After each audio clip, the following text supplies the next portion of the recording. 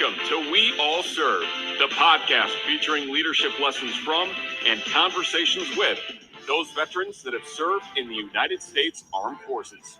Meet your hosts, Robert Lewis, a proud enlisted veteran that served active duty in the United States Marine Corps. Hoorah!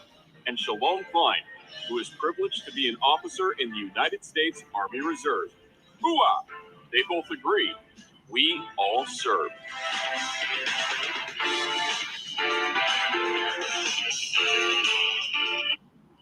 Welcome to episode number 12 of the We All Serve podcast.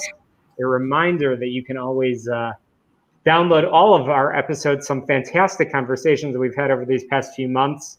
It's been a difficult time. We've been recording through COVID, but also I think the silver lining over here is the amazing leadership lessons learned, as you just heard in that intro, from our amazing guests. And you can see that full lineup both on our Facebook, Twitter, YouTube, as well as check out the podcast wherever your favorite platform is. And be sure to click subscribe so you don't miss a single episode. We've got some great episodes in store for you. But it's another weekend, another opportunity to roll out yet another episode of We All Serve. And that means another opportunity for me to say hello to my friend, my brother, co-host, Robert Lewis. Robert, how are you? Thank you, brother.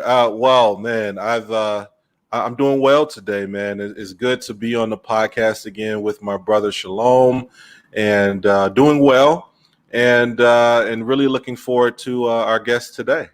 I do want to say, however, recently, just the other day, we lost an icon in the acting world, Black Panther actor and star Chadwick Boseman, who just passed away from colon cancer.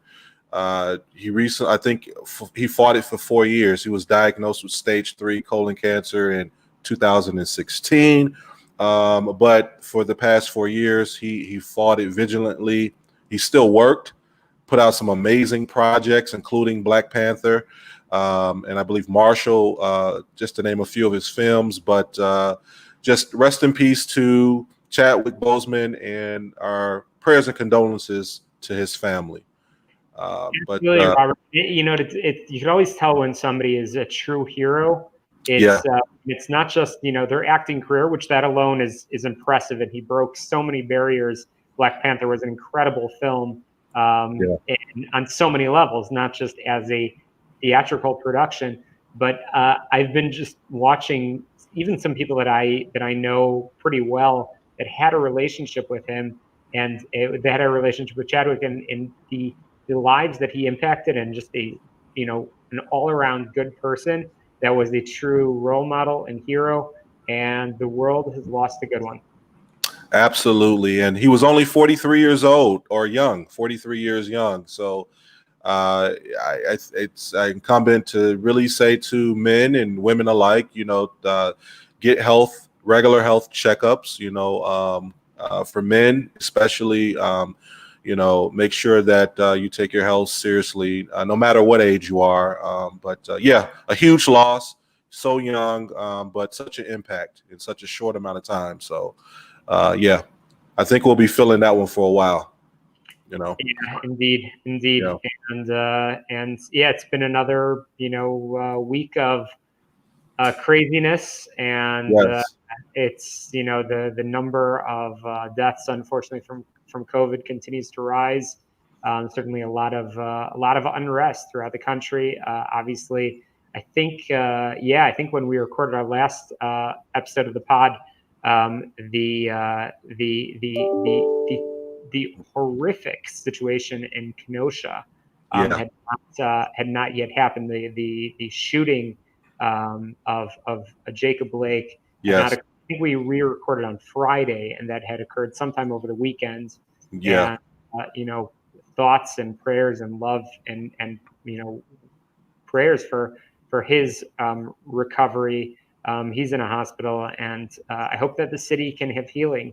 And I hope that we as a nation can come together to learn from situations like this, and hopefully continue to make improvements. And I don't want to get too political on the pod, but in situations like this, I hope that everybody can take a moment to learn from each other and come together, because that's the only way we can have a better society.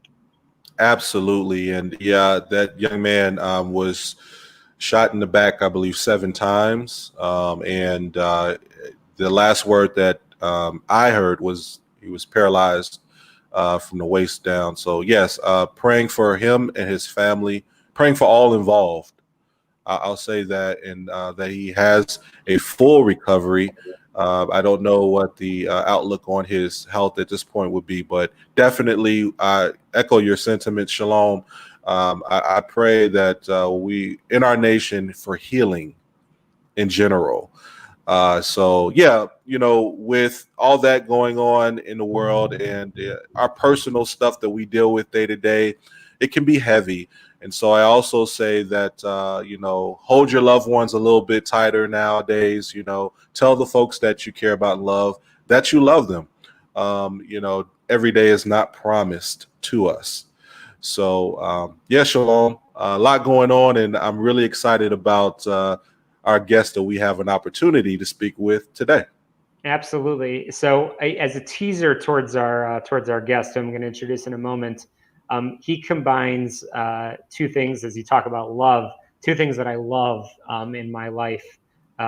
First being coffee, and the second being service. So that is that's sort of a perfect segue into our amazing guest, who I'm going to bring onto the screen over here. Angel Torres has just an amazing bio. And actually, it's funny, as I think about when Angel, when you and I connected, we were introduced. We have like a million, as they say on LinkedIn, mutual contacts. But it's funny, the subject line of the introduction was, "Are you kidding me?" Meaning that we weren't connected yet. So it was, it was certainly an easy connection, and obvious that I wanted to have you here on the pod. So let me introduce our 12th guest. And we all serve. Angel Torres is the president of VE Solutions LLC, a native of Chicago. And I know my brother Robert is going to quiz him on that Chicago piece. He's passionate about diversity initiatives and partnering as a thought leader to ensure his clients. Sox fan, just put it out there. Oh, there we go. Oh, already we're we good. Just saved 5 minutes of the pod right there. Oh my gosh, there we go. Okay. And as a consultant, Angel is engaging each client's D&I objectives by using a project management approach to achieve measurable and sustainable change. Clients include manufacturing, quasi-government agencies, and financial institutions. He has retired from the United States Navy after 27 years of distinguished service. During that time, completed 7 deployments to Southeast Asia and the North Arabian Gulf. He rose from the most junior ranks through senior enlisted ranks towards earning an officer's commission. His unique leadership journey included many historical firsts, of which he is most proud of serving as the head of Equal Opportunity and Diversity Training, which led the integration of females into combat roles on an aircraft carrier and directed the repeal of Don't Ask, Don't Tell policy for 6,000 employees. And as a driven professional throughout his career, he was the most junior sailor to qualify to pilot a $8.5 billion nuclear aircraft carrier during 3 Middle Eastern deployments, and build, and here's the fun part for me, a fully operational and profitable Starbucks-type coffee shop on a deployed Navy warship. And we talked to David Shulkin about this the other week, and I saw the smile on his face. So many different roles, from pay and benefits specialist, executive recruiter, CRM director, chief human resource officer for the Department of Defense Global Mail Service. And those accomplishments, achievements, awards have continued. He's earned an executive MBA from the Kellogg School of Management, where he's the sole recipient of the Kellogg Merit Scholarship, as a Master's of Science in Global Business Leadership from the University of San Diego with a certificate in project management, Bachelor of Science in Human Resource Management from Columbia Southern University, on the board of Teatro Vista, and a member of the Chicago Latino Caucus, co-president of the Veterans Leadership Council, Chicago Veterans Advisory Board, and sits on the Chicago Mayor's Advisory Council on Veteran Affairs. In the spare time, and I'm not sure, Angel, how you have any spare time, enjoys golf, dancing, motivational speaking through the nation at universities, YMCA's, Big Brothers, Big Sisters, and organizing community outreach events at underserved neighborhoods on the west side of Chicago. Without further ado, let me introduce our brother and in service, and just such an honor to bring on Angel Torres. If we could wake him up out of his slump. Wake up, brother. Angel, Wake up. welcome to the program. Hey, narcolepsy's better than Tourette's, man, for podcasts. True that. Such a pleasure bringing you on, and Angel.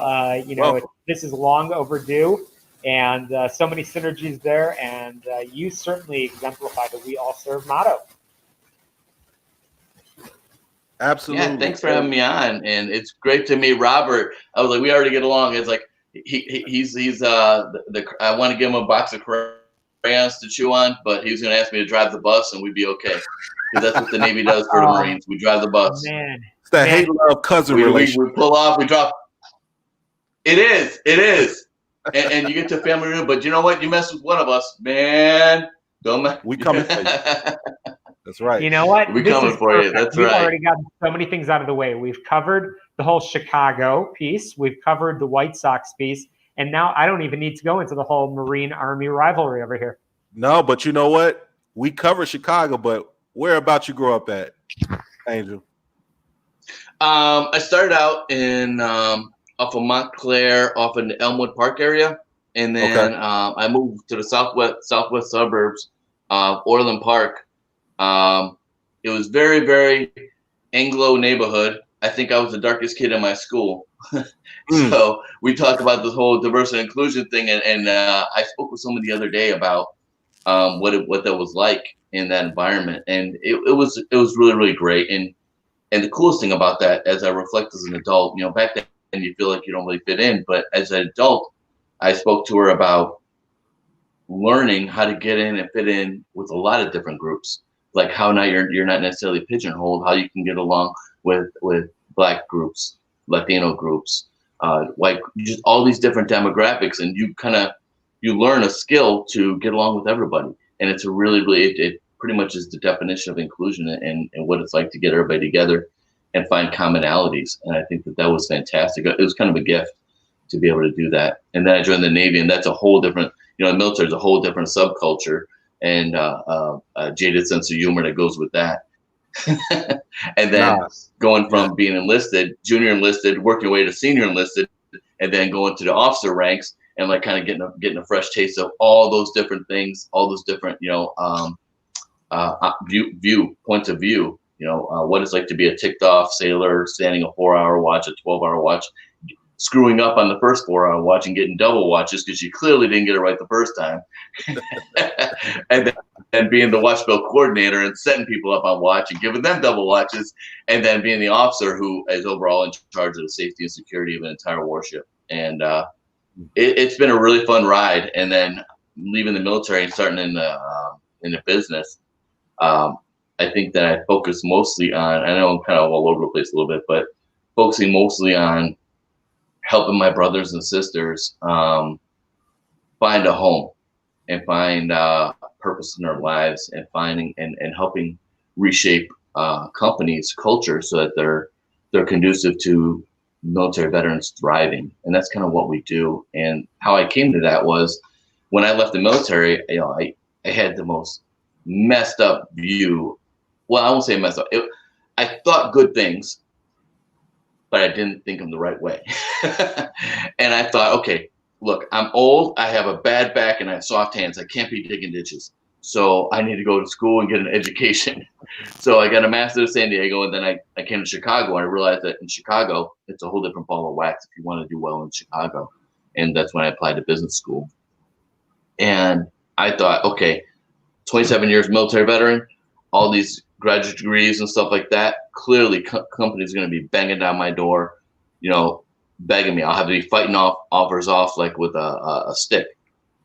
Nope, that's not the case. And I would say my biggest mistake was having a sense of entitlement. Like, you're lucky to have me.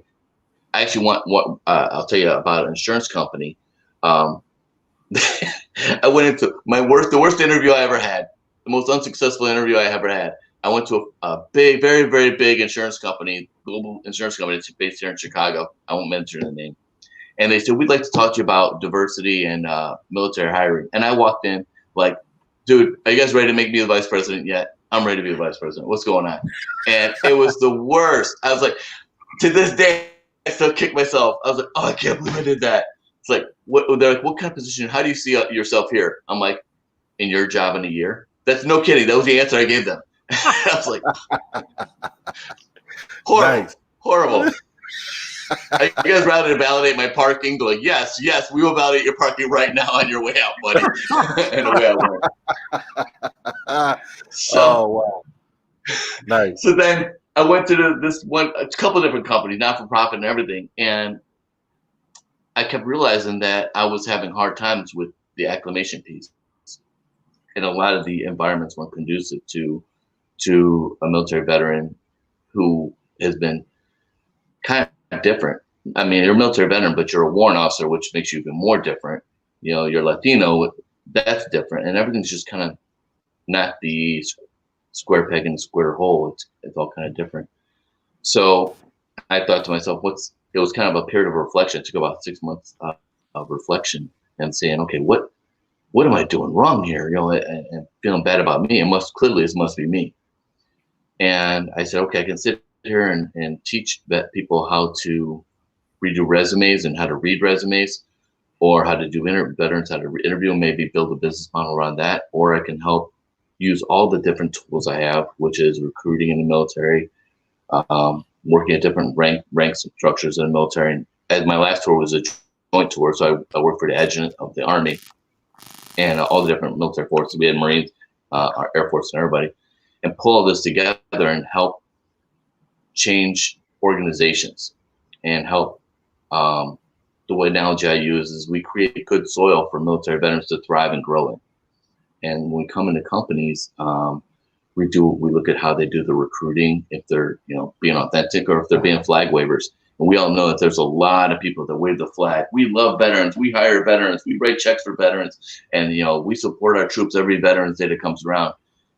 There's a difference between them and companies that authentically get out there and are involved in organizations like Roll Call, and they're having these conversations. And how can we do better to hire veterans? How can we build effective resource groups? I think CME is one that does an incredible job. Accenture does a great job. A lot of different companies do really. Amazon, they're the model. I mean, you go on their website and they have all these testimonials and all these different things that they really leverage the veteran skill set and leadership talent in a very meaningful way. And if you guys want to make me vice president, I'm all about that. Amazon, I'm okay with that. Get me a chair next to Jeff, because we already have the same haircut. Me, Shalom, and Jeff, we're gonna hang out. We all have the same haircut. And Robert. Absolutely. We have the Bezos. I walk in my barber, I said, give me the Bezos special. No, that's brilliant. That you walked in there and said, yeah, I'll have your job in a year. That's a classic we all serve moment. We got to coin a term for that, Shalom. I love it. I love it. The confidence. I think that's something that the youth certainly applies. That's for sure. Yeah. No, so after all 27 years in the Navy, Angel, that's a lifetime almost for some folks, man. Unfortunately, you spent some very formative years there. Obviously, your leadership lessons from service, I'm sure, are vast. So, I mean, what do you think you took from your military service that really acclimates you to what you're doing currently?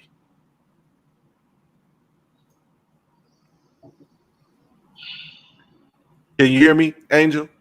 I can, and I'm thinking about a good answer, because I think the best answer I could give you, I was with a client, a manufacturing client. This will pretty much articulate it. And this is the best example. So I'm with a manufacturing client, and they have a gentleman's resume. He was an E7, a chief petty officer in the Navy, which is quite an accomplishment. I think an accomplishment in all the military branches, but he's an E7, and I think he made it in 5.5, almost 6 years, which is remarkable. I mean, that guy's hauling butt, right? So they're looking at his resume, and they say he's got this EL letter, engineering officer watch. That's a qualification people get, maybe 15, 16 years in. That's that hard. It means you're running the entire engineering plant for the ship. And he's master training specialist. He's working over at Great Lakes and all these different things. And she goes, he's kind of quiet. He's kind of mediocre. He said a we a lot in the interview. here, what do you think? And I look at the guy's resume and I'm like, oh my God, this guy's an absolute rock star. She's like, yeah, but he's getting out after 8 years. And I'm like, I'm looking at it. This guy got married. She goes, there's no way you can tell that from the resume. I'm like, yep, he got married. He found someone and he doesn't want to leave his wife or significant other. She's like, there's no way. I'm like, bring him in. So we have an interview and we bring him in. And I say, hey, I'm a consultant. I work with this company. We're helping to hire more military veterans and understand you guys. And I was like, I just got one question. You don't have to answer if you don't want to, because it's probably pretty appropriate, but that's why I'm a consultant and I'm not them. But how long have you been with your significant other to make you want that you feel that you don't want to leave and get out of the military? And you saw the smile come on the guy's face, like, oh my God, someone gets me. Someone understands me. And I didn't tell him how long I've been in the military or anything. And I said, you're a rock star. I was like, you have all these qualifications. You're a hard charger. You're going to get things done. And being able to advocate for the company and the military veteran, it makes me feel like almost like, my divine path or whatever was to be that advocate for military people in the corporate sector, and to be able to and going to business school and having that education of relationships in business afforded me an opportunity to be that trusted advisor for both. And I think that's the greatest lesson, and being able to explain in a very business-ease kind of way what they're going to bring to the equation, and like quality assurance. I was there's a marijuana company that I was working with, and I explained to them what quality assurance actually meant to a military member.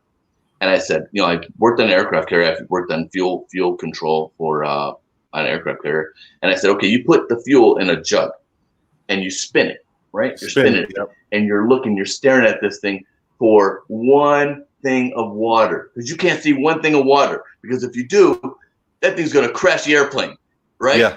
And I was like, that's the level. I was like, you got planes and stuff going all around, and you're staring at that little thing, right? And I was like, that's the level of intensity military people bring to quality control. These are the people you want in your company. There's no slough. They understand the importance and the intensity and the focus, and they take that, bring it to your company, and being able to articulate that, because I had all those crazy experiences. I mean, if I was to write a book, it'd be called "You Want Me to Do What?" And taking all these experiences and being able to convey that and paint that picture to companies, that's probably the greatest thing I think I was able to bring from the military into the civilian corporate sector.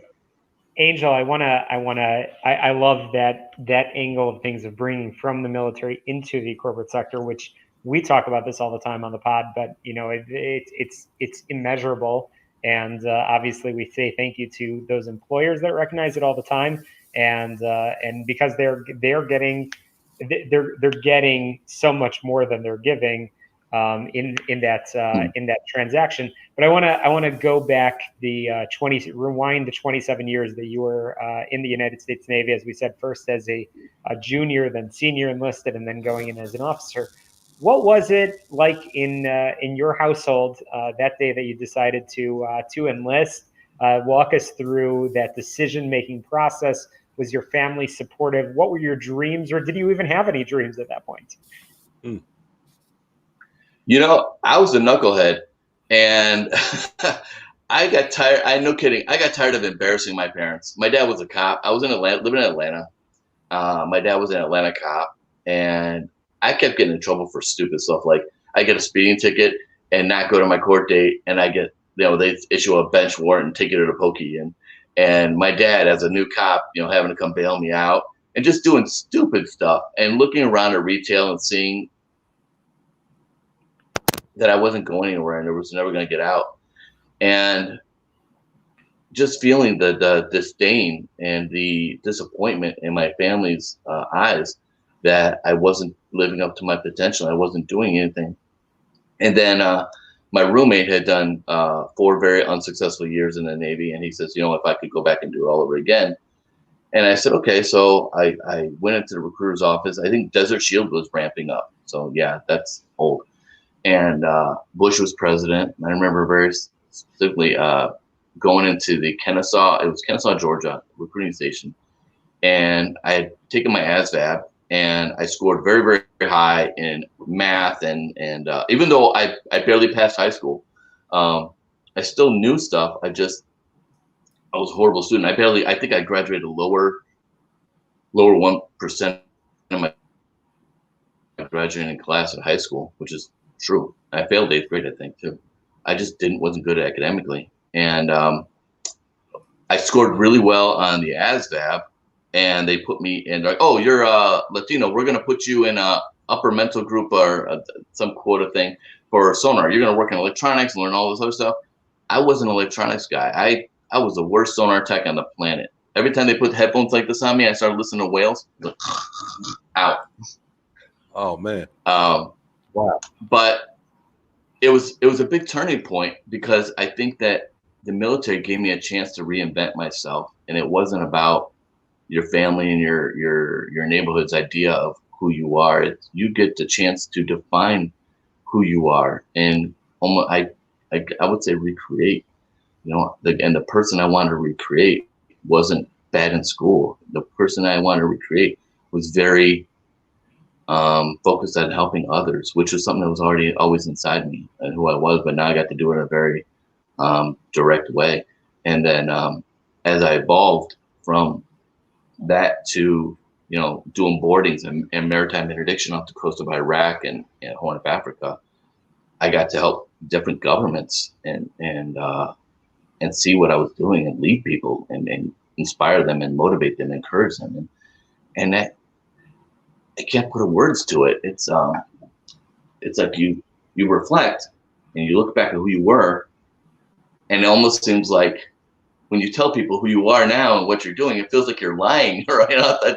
They call it imposter syndrome or something like that. But it was such a wonderful thing it's such a wonderful gift, that an opportunity that the military gave me to be able to quantify and make a significant impact on people's lives. I had a company ask me the other day, what are you most proud of in your military career, your business? And I would say the people I mentored and developed, the fact that you had an opportunity to support people to better their situation. A kid from Baltimore, who was, could have been on The Wire, that TV show The Wire. He was living that kind of lifestyle. To a guy Dominican, to just people that were from really impoverished or bad situations, to help them turn their lives around and create something that they were proud of, a better way of life. I think so many people get that wrong when they say, oh, the military is this and military that. An organization I used to be a part of, LULAC, League of United American Citizens, basically just said we don't support the Army or Army recruiting in schools. And I can't even be a part of that anymore, because who I am as a military retiree and as a military member overshadows any other organization, because I see the good. I see the good we do for ourselves. I see the good we do for our communities. I see the good we do for the world. And people were asking me all the time, what did you think about being in Iraq? And if I'm going off a tangent, I apologize, but it's just how my mind works. I'm kind of crazy like that. But they said, what was your experience like in Iraq? Did you support the war? Da, da, da, da. And I'm like, we don't really get into that. Like, what do you mean? I was like, I have a job to do. I don't get to pick the president of Microsoft. I don't get to pick the president of Amazon. I don't get to pick this president. So let me go ahead and do what I got to do, what's in front of me right now. And what I got to do right now is protect that oil platform in Iraq that's providing 85% of the GDP to rebuilding infrastructure of Iraq. Now, I was an admin weenie, right? And I'm sitting at a desk, and I trained my people well enough to run the admin operations for me and run the entire department without me. And they said, hey, Chief, we want you to go and do this visit board search and seizure thing, non-compliant visit board search and seizure thing. I said, what does that mean? They said, if they don't want you to go on, you're going anyway. And I'm like, oh, that's nice. Cool. I was like, do I get out of a desk? Yeah. Cool. Let's go do that. So for 4 weeks, Navy SEALs and the Rangers stuff beat the living tar out of me and my team. We learned about rappelling and close quarter battle and defensive tactics and all kinds of things like that. And I came home with bruised ribs. I learned how to shoot, fun stuff. And so you get there and like, it's an assault force. Let's go. And you get over there And it's hearts and minds. It's cigarettes, chocolate bars, and chocolate milk. They love that because you get a lot more out of people, and they'll give you a lot more information when you're nice to them. So you learn that, and then you sit down with the Iraqi people and you talk to them, and it was the most eye-awakening experience ever. And I tell people this all the time: people are people. They are like us. They want to go home. They were glad. I'll tell you, my experience was that they were glad we were there because they didn't have to worry about someone snatching up their wife and kids while they were out fishing and doing what they had to do. They didn't have to worry about getting cut, their hands cut off or any of these horrible things. And they were really authentically glad we were there. That was my experience, and I don't paint anything that isn't the way it was. And I felt good about what I did, and I felt that my job was to bring my men home. I mean, at the time it was men, it was just guys. But my job was to bring them home safe and to train them and to make sure that we weren't doing anything to embarrass the United States government and that we were doing things that protected our way of life. And even though people say, oh, it's a PR spin, it's not a PR spin. If you look at the correlation of how things downrange affect things back home, there is a direct and intentional correlation to each and every one of those things. And I think great leaders are able to convey that to their people. And that's one thing military does well. And where corporations don't get it right, a lot of corporations do not get it right, is that I would say 8 out of 10 companies I work with will say, what's your biggest problem? Communication. When I'm doing a focus group, communication. And in the military, you tell your sergeant, you tell you tell your corporal, you tell your privates, and it's the exact same message all the way across. And the Army and Navy, everybody does the exact same way. And I think that that's one thing we really, really do well and get it right. I love how the company asked you, did you agree with the conflict? And your answer was just spot on, Angel. And it's the sentiment of anyone who has a heart of service. It's not about, who the president or CEO is of the organization or of our country. It's about the mission. We sign up to serve. We sign up to make sure that the job gets done. And I think that's a lesson for service for anyone listening. When you have a heart for service, you want to do good, and doing good is your job. Whatever your mission is, that is the focus. And so, I'm just curious. I know that you were like the most junior sailor to ever pilot an $8.5 billion nuclear aircraft. I mean, I think it's 8.5 with all the airplanes on it. Oh, okay. Okay. Yeah.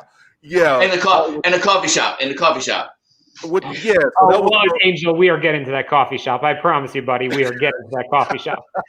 We getting there. So, I mean, what was that like? I mean, because I see you're a lighthearted, fun guy who understands that you gotta take life and smile at everything. You gotta kind of you gotta make it what it is. And I think that's coming across as the type of guy you are, and let alone the fact that you served your country and did it honorably for 27 years. But I mean, what was it like doing that? I mean, that's a lot of responsibility, knowing 8.5 billion. That's just got to be a headache, I would think.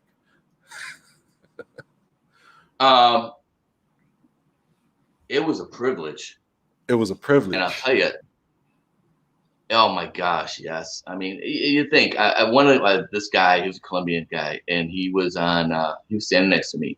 He was standing watch with me, and he trained me previously, and I took a position at that point a little bit more senior into watch rotation because I was just driving like crazy. And he was comfortable where he's at, so I'm just driving. And he looks at me and he goes, "Hey, Angel, just think, there's not 11 people on the planet that can do what you're doing right now." Wow. That's wild. I was like, whoa, I'm a rock star. So you said I'm a rock star. Cool. So, but one time and I don't know if I told Shalom this, but so I went when I was the most junior person, then I advanced and I was on the Ronald Reagan, and I was the conning officer. They call it the conning officer, junior officer today.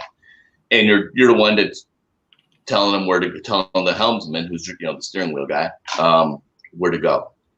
And we actually drove. We were doing a recovery or humanitarian assistance, disaster relief in Japan after the Fukushima Daiichi nuclear event, and I actually drove into a radioactive cloud, and that was crazy because you've never you see smoke and you know what smoke looks like. You see black smoke, you figure it's oil platform. I see an oil platform blow up in Iraq, and it's no big deal. You see a regular white smoke fire, you figure someone's lighting a fire on the fishing dhow or something.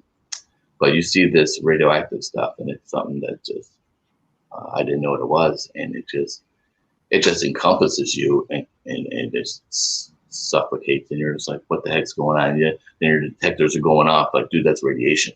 So you're stuck along in the middle of this thing, and you got to figure out how to get out of it. So you call the weather guys. We give the meteorologists, we call them weather guys, but we call the meteorologists. We bust their humps the entire deployment, because they're always wrong. But when there's a radioactive cloud out there somewhere, man, you get real dependent on those folks. And we punched through and we got out of it, but then we had to do rescue efforts because Japan had been swept away by a tsunami. So you look down, you're on the ship, you're piloting the ship, and you're trying to avoid houses and Connex boxes and bodies, and it's just really, really grim.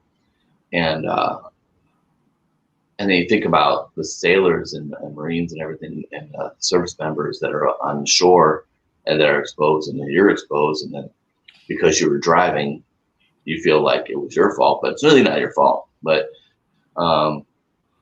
it's a very, very strong sense of responsibility that you can't really. It's hard to convey to people because if you haven't been there and you've been in the chair. But then you flip the switch, and the cool thing is you get to launch airplanes, and you're flipping the ship around. You're turning the ship around and putting it into the wind with 22 knots across the bow, which is the front of the ship. And you're at the minute you turn that ship and you get right there, right in the sweet spot, they're launching. Boom, boom. You've seen all these planes just take off, and it's just unbelievable. And you're like, wow, this is so exciting. We're able to do this because I'm here right now, doing this right now. And that's why it gets to privilege. Like, I'm privileged to be here right now doing what I've been trained to do. A lot of people get trained to do jobs that they don't actually get to deliver and execute. You end up being in the military, especially. How many times you've been trained to do this, really complicated job, and you find yourself as a leader being a babysitter? A lot. So, yeah. Angel, I have to ask. It's funny. I'm just reflecting. I had a conversation this past week with a retired Special Forces buddy of mine, and he was describing to me a conversation he had the prior week where somebody said that they thought that active duty military, regardless of branch, that pretty much that they are in uniform 24 hours a day.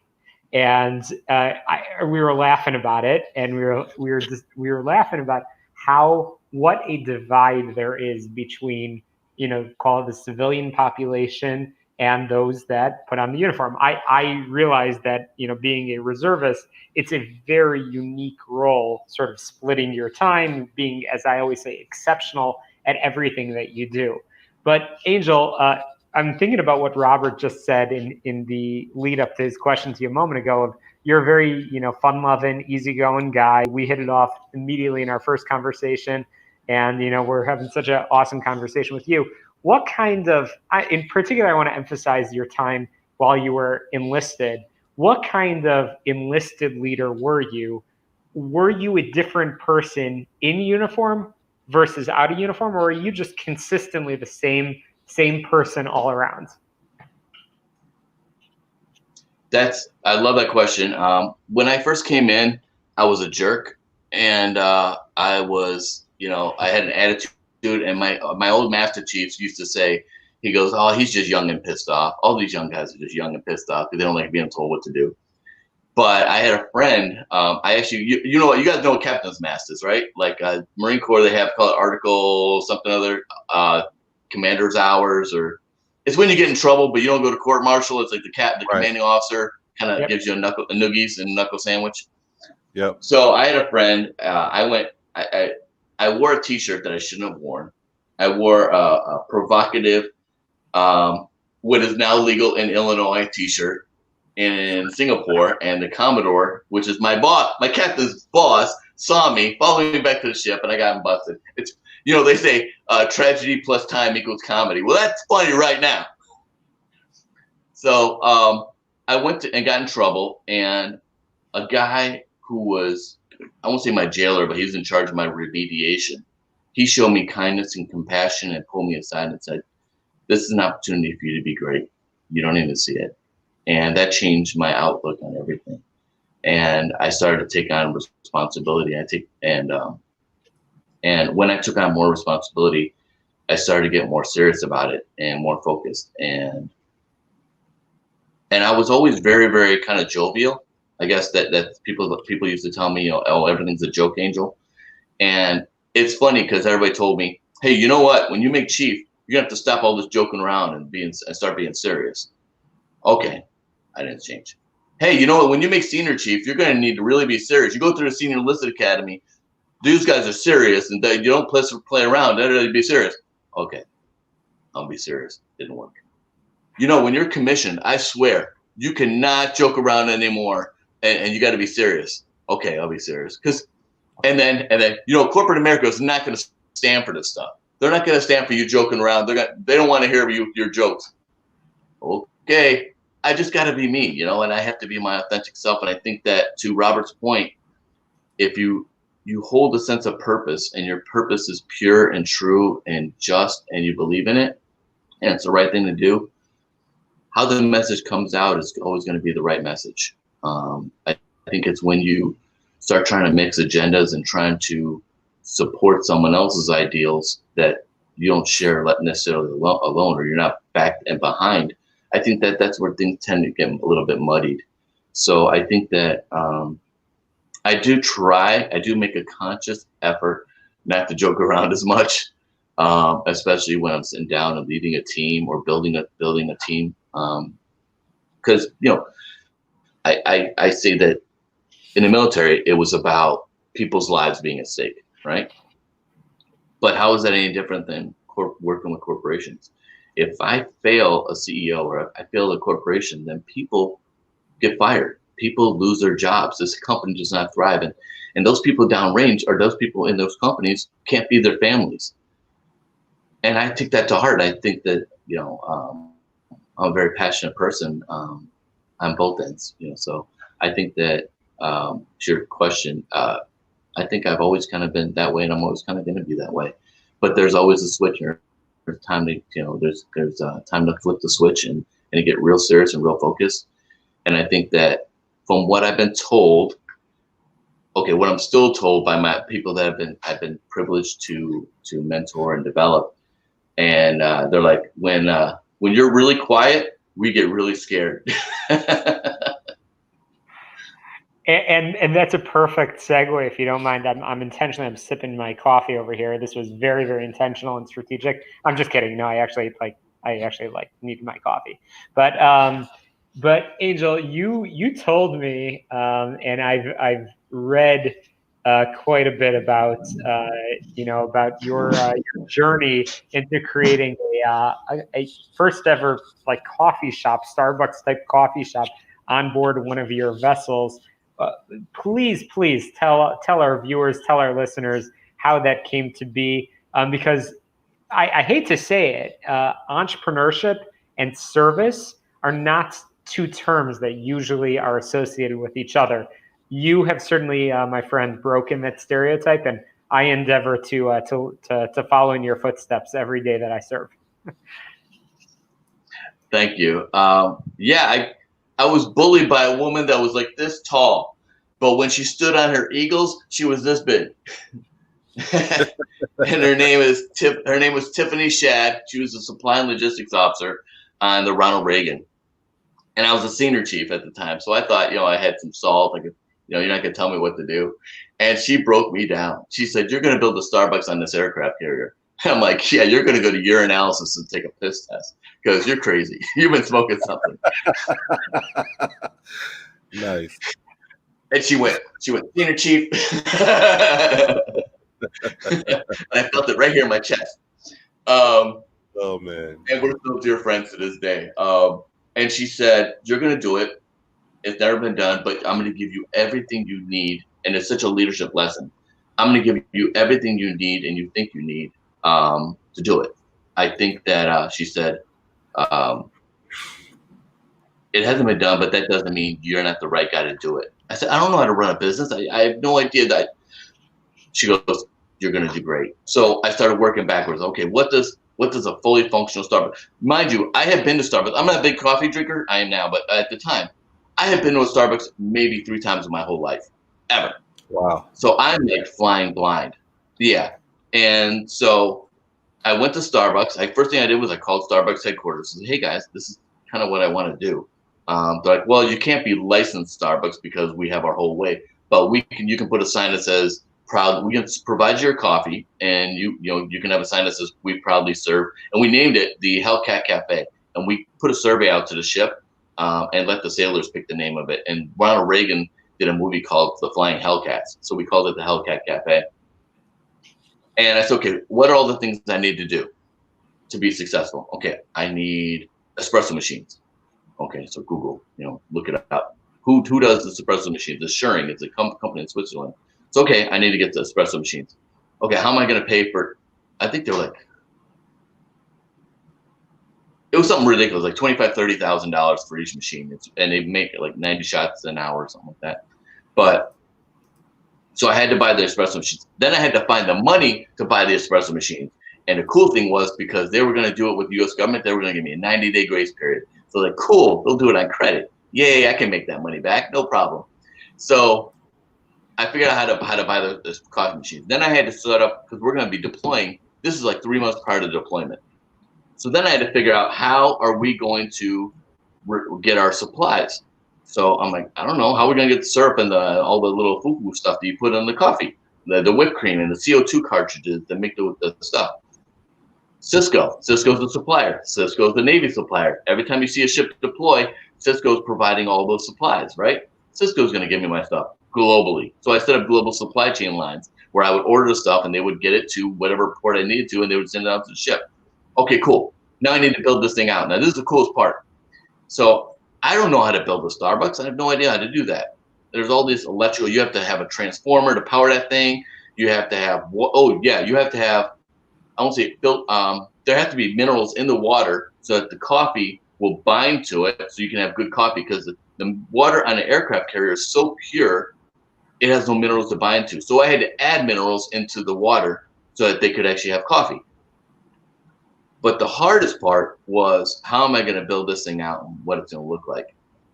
So I was like, okay, restaurant design. So I found this guy in Los Angeles, and I said, "Hey man, this is what I'm trying to do." And I thought he was going to tell me that, that I need to go urinalysis or something. But he said, "That is the most interesting thing I've ever heard." Now, when people say interesting, there's one of two ways. They're like legitimately interested, or they think this person's out of their mind, right? He was actually interested. And he said, "You know what? My dad served in World War II. I would love to do this to honor my dad." Okay. Can I come down to the ship? He was in Los Angeles. So he drove down from Los Angeles to take a look with his engineer and do a survey. And we built it on the forward bomb shelter. Forward where the forward galley and the forward bomb shelter is. So we couldn't operate during hours that we were loading bombs, because it would have spilled my coffee. So he designed it. He did the whole layout and did the whole design. And he said, "I'll tell you what, if you pay for the materials and we'll do it for free." So they actually ended up doing it for free. So I'm writing this as I'm doing it along. I'm writing down everything that's happening and how it's going. I'm garnering information from my team. But then the last part and the most crucial part was, well, besides the point of sale transactions, which gave me my data and analytics, but we're thinking, what are your customer hours? All your data stuff is right there on your point of sale transaction. I had to have baristas. I can't just call Starbucks and say, "Can you give me 12 baristas for deployment?" So I sent out an email out to the crew. Say, "Hey, we're looking for volunteers that want to learn how to be baristas. I'm going to have the Starbucks guys come on here, and they're going to teach you how to do the lattes and stuff." So I had a list I must have had about 35, 40 people apply because they wanted to do something normal, like a soft skill, in addition to whatever they did. Like if you're working in, accounting or maintenance or whatever, the opportunity to work in a Starbucks and interact and have a whole social environment, they're like, I would love to do that. That'd be cool as heck. That's kind of like a Gucci kind of thing. And they wanted to be able to be at the central and be like the popular kids. So we set up a watch rotation. We trained them, and then we had our launch 2 days before we deployed. Now the cool thing was, or the bad thing, I don't know, is the Admiral Gear. I remember him. I'm not a fan at all. He made us get underway 2 weeks prior to deployment to train and do our nuclear stuff, nuclear certification stuff. So I wasn't a fan of that. What was even more challenging was the coffee shop wasn't done yet. So I had to put that guy, the coffee design guy, and his maintenance crew on a COD. A COD is a carrier onboard delivery. It's a plane that lands onto an aircraft carrier. So he goes, so I called him up. I'm like, hey, Joe, yeah, so we're deploying tomorrow. And he's like, yeah, I'll see you on Thursday. No, we're deploying. We're leaving tomorrow. We're going to be in the San Diego Harbor area just doing donuts, right? He goes, well, are we going to finish? I was like, well, if you don't mind getting on a COD, I will fly you and your crew onto an aircraft carrier. He's like, you're going to put me on a plane and land me on a carrier. I was like, yeah. He goes, hell yeah. He goes, I'd love to do that. That sounds awesome. So I was like, go. So he gets on, and then he does all his stuff, and we give him all a bunch of free stuff. He's great. He's happy. Like T-shirts and ball caps and stuff. And then we'll say, okay, we're done. Now I get to launch you off. He goes, I get to launch? I was like, yeah, either that or I'll put you in a little boat and you can start paddling. Whatever you want to do, man. So he got to launch off the carrier, and it was just the most incredible experience for them. And we were able to get our coffee shop up and running. Now, what we didn't realize we were going to make that much money, because the markup, if you don't know, the markup on Starbucks is insane. And I learned all this because I had to do all the business stuff. So, which made a really great case when I applied to Kellogg, explained all this stuff and how to set up the business model and how to do the tracking and supply chain management. I don't think about all this stuff, but that's like varsity level stuff, right? Well, so this when we deployed and we had the nuclear reactor thing, when the Fukushima reactor blew up, we couldn't pull in. We couldn't pull in any city. We didn't know what was going on. So we were underway for a lot of days. And crew morale starts to kind of tip and kind of go down because you don't, all this uncertainty and all these things that are going on, and the rumor mill that goes and circulates around the ship. Well, we started doing open mic nights at the Hellcat Cafe. So we would invite sailors to sign up on a list, and if they had a musical instrument or had some kind of talent or something like that, they could come out and they could play, and everybody in the crew got to hang out. And they got to hear all this, and it created that sense of normalcy. You started to see morale come back up, and everybody started to get excited about the events. But you couldn't do them too often because it gets bland. So you do them like once every month or something like that, and everybody gets really amped about it. They're standing room only. But then we said, okay, there's got to be more. I said, okay, we're gonna do. They said, senior chief, I was senior chief at the time. Can we do a deaf comedy jam? I said, yeah. First thing I went out without even thinking about it, yeah. And I started thinking, I was like, ooh. Oh man. Well, I already said yeah, so I guess we got to do it. So the captain found out. Now I'm up on the bridge driving, and the captain hears and he goes, "Senior Chief, let me talk to you for a second. This is the night of the Def Comedy Jam." He goes, "I understand you're gonna be running a little comedy show." Yes, sir. All right. So I expect that the sense of humor at then will be above board, and no one will be bad mouthing my mama. I was like, yes, sir. I will make sure nobody badmouths your mama, sir. We will keep it up. We'll keep it above board.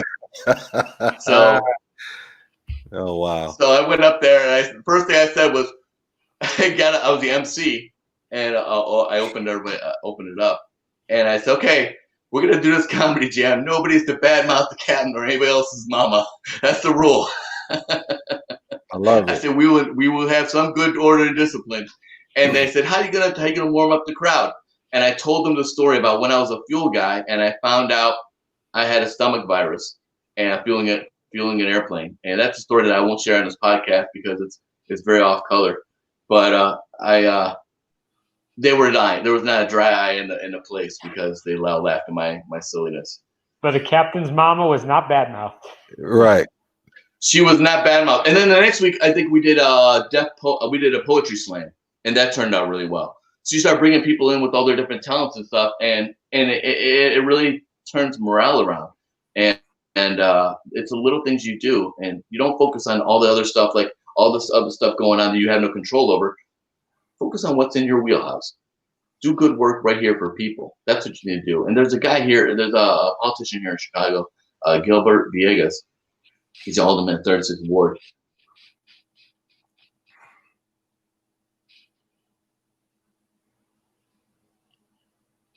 Angel's yep, he's stuck there for a minute. He took me back talking about the fuel. I'm a bulk fueler from the Marine Corps, so that was great. There he is. Yeah, we're back. So yeah, all this bombs and stuff are going off around the city, and all this, COVID and Black Lives Matter, all these riots and stuff like that. You know what he does? Let's have a nice new social. Let's take care of our neighborhood. Let's take care of our block. Focus on what's in front of you. He's always going here and going high on stuff, and let's help out mass. Let's pass out, let's do COVID testing and all this stuff. And it's such a testament to what the military brings outside the military, or what that mindset. Help people, be of service in your community, and be effective. Don't worry about all these other stuff. Focus on what's in front of you and what you can control and put it. And I think that's a really good point. I don't know if you knew this, Angel, but I'm a bulk fueler, man. So when you start talking about the fuel in the jar and you spin it to see if it's any water in, man, you took me right back to bulk fuel days, man. Not only that, you said you created a Starbucks, man. You created a lit nightclub on the Reagan. that sounds like a party now pre-COVID. But it's true. Yeah, man. So that was fascinating to say the least. But I also know that you're firmly planted here back home in Chicago with community service. A lot of the things that you're doing. I know that you sit on the Chicago Latino Caucus. I know that you're a national co-president of the Veteran Leadership Council. You're also, and I don't know if you still are, the Chicago Veterans Advisory Board for our mayor, Lori Lightfoot. And not yet. Not yet. All right. So I'm I was under the old mayor, but now we haven't had a new meeting because COVID and everything. It's kind of been hard to get everybody back together. So no, I haven't been fired, but I haven't had a meeting yet either. No, absolutely. So I guess I have a kind of a question, to kind of two-part question. So do you have any advice for anyone who kind of has a similar background like you, for like you said, I was kind of like you, man, a knucklehead when I was younger too. I didn't know what I wanted to do. But if you were talking to young knucklehead Robert at 17, what kind of advice would you give about whether I should serve in the military or what I should do? What would you say to 17-year-old Robert? I think I would say the same thing to 17-year-old Robert as I would say to the military guy that just got out and retired or left after a few years. There's three things you really need to identify and hone in on, and so it's harder to find that out. It's every bit as hard to find that out when you're 17 as you do when you retire. And those three questions are: who are you? What do you love? And what do you want to do every day that would bring you joy? And I think that the earlier you figure that stuff out, the easier it is for you to achieve your purpose in life and figure out what you want and you're supposed to be doing in life. I think the military is a great way to expose yourself to a lot of different things while getting paid and not being homeless and to a lot of different things in that wheelhouse. I mean, I changed jobs. I was a sonar tech, then I was a fuel guy, then I was a personnel guy. And in the personnel space, I did all different facets of HR, an HR role, from a generalist all the way to a executive recruiter.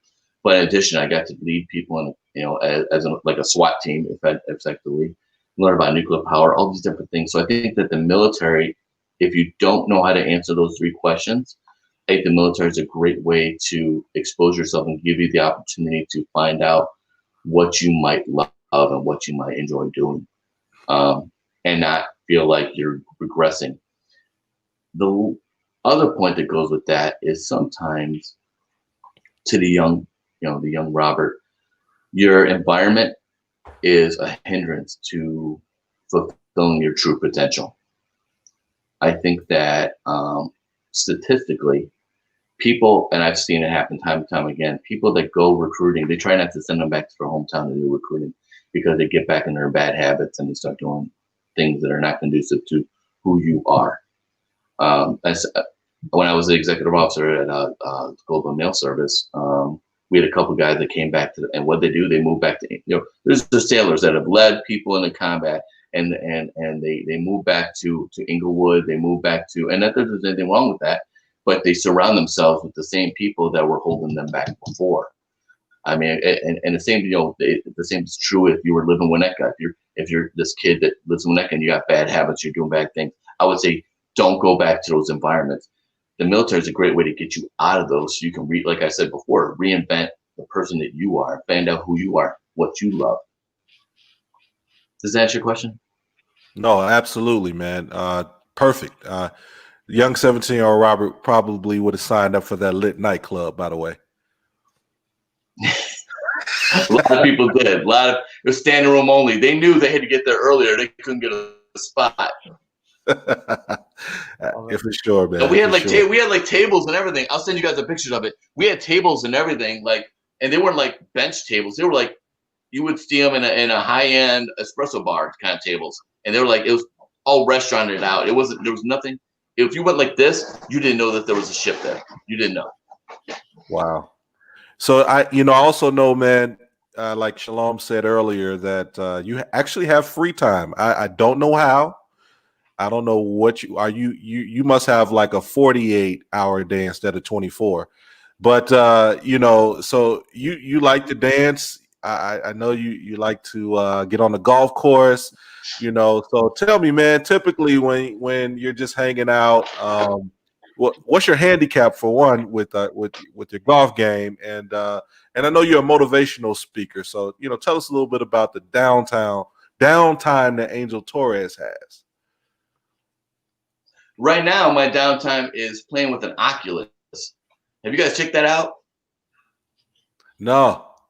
It's a VR headset, right? It goes in your thing, and oh man, I go full dork. I'm telling you, my girlfriend's watching me, and I got the Creed video game, the boxing game, and Adonis is coming at me, and I'm like bobbing and weaving and stuff, and you got the handsets, and you're punching, and the guy's right there. It's everything short of getting a bloody nose, man. And you like when you get hit, the headset goes like this, and it like juggles. I'm like, I feel like I got traumatized, and I'm bobbing and weaving. So I'm trying that, the boxing, the Creed, and then I do the.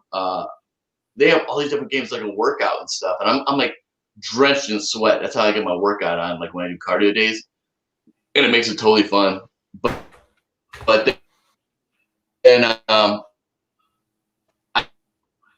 don't have. I only know I had a handicap, but the other day I was impressed. I got four pars on one course, and I was pretty excited about that. But then the other holes, I was getting like 3 or 4 over.